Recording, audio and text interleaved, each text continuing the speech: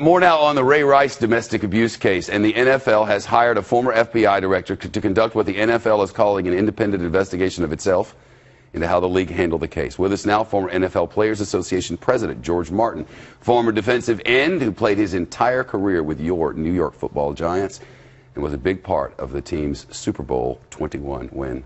Great to see you. Thank you, Shep. Thanks for having me. As a Giants fan, an honor to meet you. Pleasure.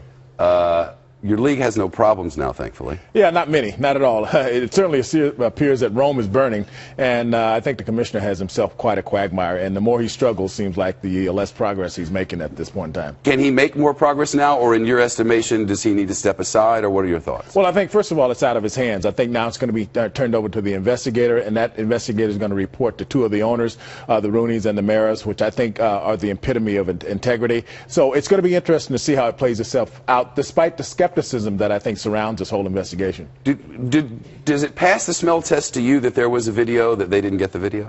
I think, in my estimation, the video is irrelevant. I mean, we knew the circumstances that took place in that elevator prior to it. We didn't need a smoking gun to see the severity of it. We saw Ray pull this woman out almost callously and we almost walk away from her. That in and of itself should have been enough statement to say that this is a severe and serious problem and should have been handled accordingly. But, you know, why wasn't it, in your estimation? I don't know. I think it was a gross oversight on the part of Roger Goodell, which he subsequently admitted, and I think he's trying to backtrack and clear it up, but he's provided a level of double jeopardy, not only for Ray Rice, but also for his now wife, which I think has to suffer the indignity of this all over again. The whole world jumping up and down. It's 247 and ESPN and everywhere else, and yet Floyd Mayweather's sitting over there with a similar circumstance, and nothing's happening to his career. Nothing's happening, exactly. There's a little bit of a double standard? Yeah, and as far as his resignation, I think there's an opportunity here. There's gross mistakes going on here. Let's look at it in its totality, and let's start to address it from the top down so we have some penalties in place. We can address this thing coherently, intelligently. I think we're missing an opportunity right here as a public. Was this a cover-up?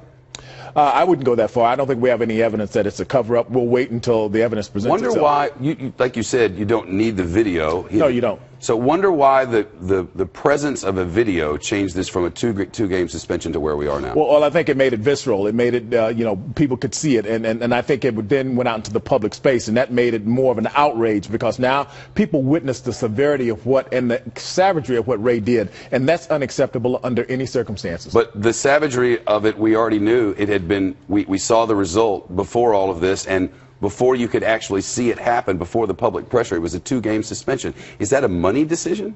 No, I don't think it's a money. I think it's more. It was at that point in time. It was a PR decision. I think we're doing something. We're moving affirmatively, and therefore the league has addressed the problem. But now that we've seen again the severity of it, well, we understand that it was too little, far too late. Very severe. But is there an overreaction in the public and among those of us who sit on TV and talk all the time? I think there is. I think that now the backlash is so severe because it's been mishandled from the inception, and that's where I think we all need to take a step back, let this investigation run its course, and if they do find something tangible, let's begin to construct a system that addresses this on the whole issue, not just on the isolated issue as it relates to the Ravens. It seems like the better conversation for us all to be having is not about this instance and not about that league, but about our culture as a whole. That's the point. I think that's the point that we're missing, and that's where we need to step back. We need to cool down, and we need to look at how do we address this on a societal basis, beginning with the National Football League. Yeah, everybody knows this is an us problem, not a them problem. And it's far from over. Yeah.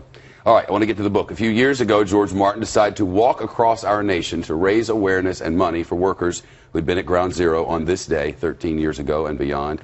So he traveled more than 3,000 miles on foot, bringing in millions of dollars in the process. And he wrote a book. He wrote about it in My Journey for 9/11, just around the bend. You were a football giant at the time. You're sitting at your home in New Jersey, and the world changed. Well, actually, I had retired, but yeah, I was working in corporate America, and the world did change. It turned on its axis. And what I saw, Shep, I played 14 years for the New York Football Giants. Never once was I ever asked to put my life on the line. What I saw on September 11th were ordinary individuals who had the commitment, had the bravery, and had the tenacity to go down there and safeguard and protect our freedoms. First responders, rescue, and recovery workers. That was the height to me of heroism, and that's why I did this. Things are most noticeable, most memorable, have the biggest impact when they impact all of your senses. Mm-hmm. And I always tell people who weren't here that day, who weren't in this town, you can't smell it. Yeah. So we all smelled it, just as you did. We all felt it, yet we didn't all walk 3,000 miles. You walked 3,000 miles.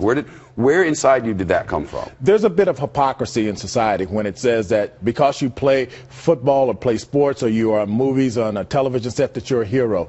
I did this in tribute for those individuals who are real heroes.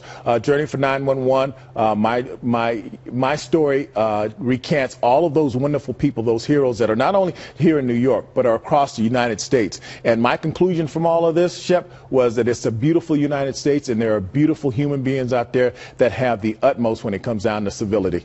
To be honest, I haven't read the book yet, and I look forward to reading it. But one of the things that I've learned about it through skimming is what we need to do as a society is pay a little bit more attention to those people who are helping us every day. Absolutely. They safeguard our freedoms that, quite honestly, some of us take for granted. And I think that's the travesty. And that's why I felt compelled to write this book, because it talks about those individuals in great details that I met from the George Washington Bridge all the way out to San Diego. And you can get it on Amazon or Amazon Kindle. It's a fantastic, phenomenal tribute to real heroes. What was the journey itself like? I mean, there's a start and a stop, and you meet a lot of people along the way. What was that like? It was phenomenal because everywhere we went, and realize I'm a 6'5" black African American walking across America, and I had every manner of people stop me, invite me into their homes, into their establishment, into their churches, into their schools, come and share with us what propelled you to do this. And it was the best thing that I've ever done in my life, singularly.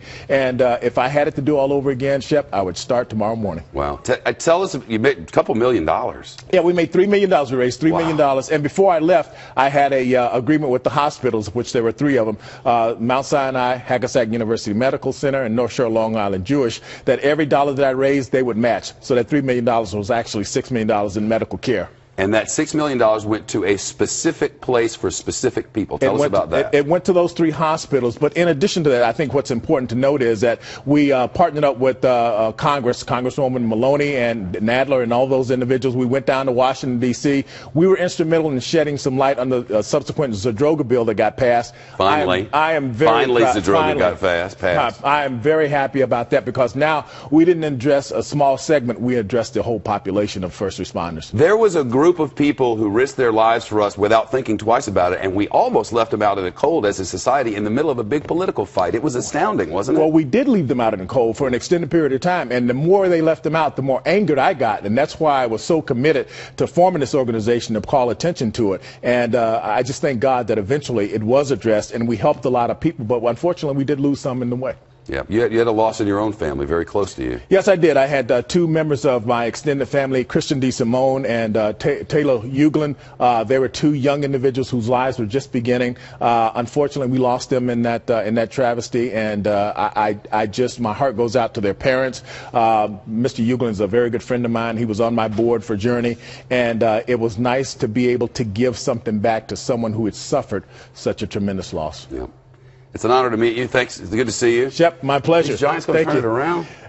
Next question. Yes, sir. Nice to meet you.